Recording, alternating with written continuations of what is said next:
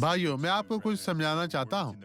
Bible में ऐसे अल्फाज हैं जो पहले ही पूरे हो चुके हैं और अब इस्तेमाल में नहीं हैं।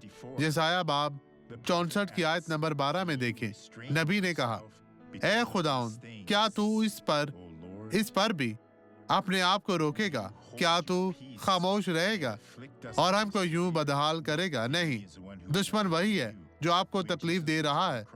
जब यीशु सलीब पर था, इसने कहा, ये खत्म हो गया, ये पूरा हुआ। भाइयों, आपकी शिफायाबी और निजात के लिए और कुछ नहीं किया जा सकता। दुश्मन आपकी जान पर अपनी ताकत को खो बैठा है।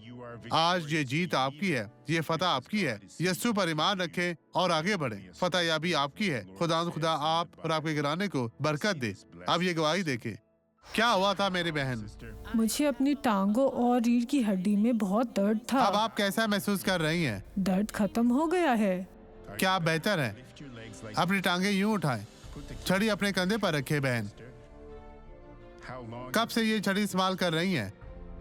1 साल हो गया है, तकरीबन 1 साल। 1 साल से। तो यीशु के नाम पर अच्छे तरीके से चलें।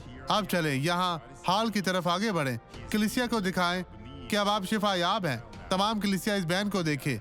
यीशु, हम तेरे शुक्रगुजार हैं इस सारी बरकत और इस सारे फजल के लिए।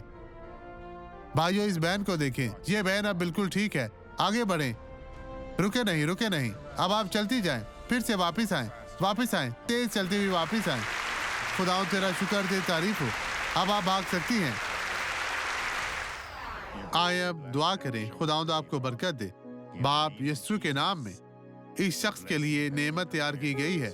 मैं इनकी जिंदगी में कोई किसी किस्म की बदी को कबूल नहीं कर सकता और मैं इसे छोड़ने का मुतालबा करता हूँ। यीशु के नाम में अभी हर तरह की बदी चली जाए, गायब हो जाए, खत्म हो जाए और कभी भी वापस ना आए। यीशु के नाम में खुदावंद आपको बरकत दे। आमीन।